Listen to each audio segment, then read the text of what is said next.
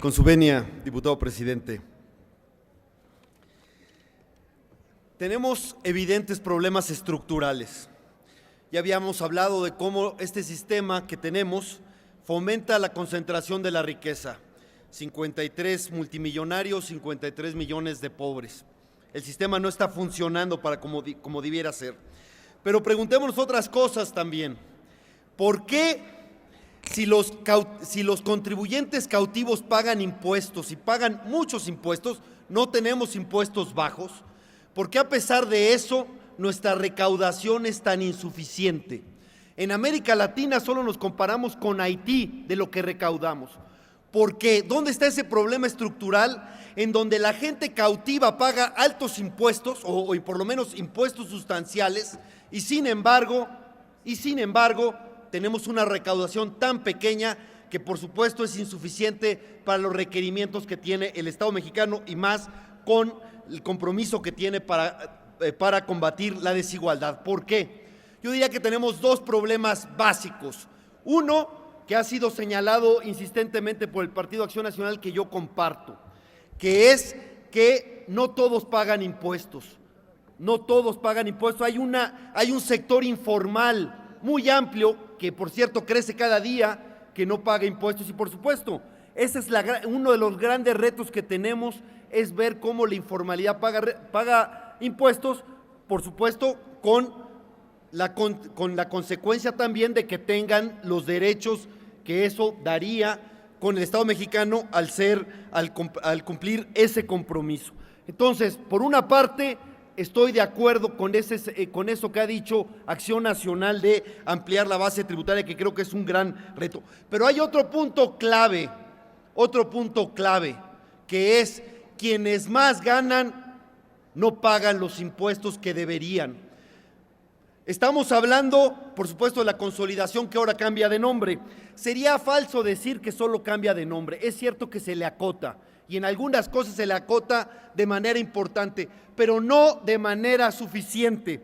Entonces, aquí lo que quiero decir es, ¿de qué estamos hablando? Estamos hablando de 422 empresas, de 22 consorcios que representan más del 90% de la consolidación, que tienen ingresos por más de 5 billones de pesos al año, y solo de esos 5 billones de pesos al año, solo contribuyen cuando bien nos va al 1.8% y cuando mal nos va al 1.5% en los últimos años, cuando las demás personas morales pagan el 30% de ICR. Es decir, que aquí hay una desigualdad absurda, porque los empresarios que menos debieran tener beneficios para esto, porque son los más poderosos, pagan muchísimo menos que los demás. Estamos hablando, insisto, de 422 empresas y 22 consorcios que solo pagan el 1.8 más o menos, entre 1.5 y 1.9, cuando las demás personas morales 30%. Y creemos que la solución de esto, si bien acotan, es insuficiente. Yo venía con una propuesta, digamos, quizás siendo realista, decía, va a ser difícil, es más fácil envolverse en la bandera y simplemente suprimir todo el articulado y todo el capítulo de la consolidación. Así venía mi propuesta y había reservado los 13 artículos para pedir su supresión. Pero pensando en una propuesta que pueda transitar, una propuesta que sea de sentido común. Me decían amigos del PAN, que aparte me precio de tener buenos amigos en el PAN, que me equivocaba cuando decía que sus intereses eran representar a los empresarios más poderosos. Me decían, no, por supuesto son legítimos, son instancias legítimas que es correcto que tengan representación, pero me dicen, Fernando, no te equivoques, nosotros representamos a la clase media y estamos representando los intereses de la clase media, no de los grandes empresarios que no pagan impuestos como debieran. Pues bueno, voy a hacer una propuesta pensando en eso. Vamos a ver si efectivamente se defiende a la clase media o a los empresarios que no. Son 13 reservas, por eso nada más pido para leer el artículo que sería.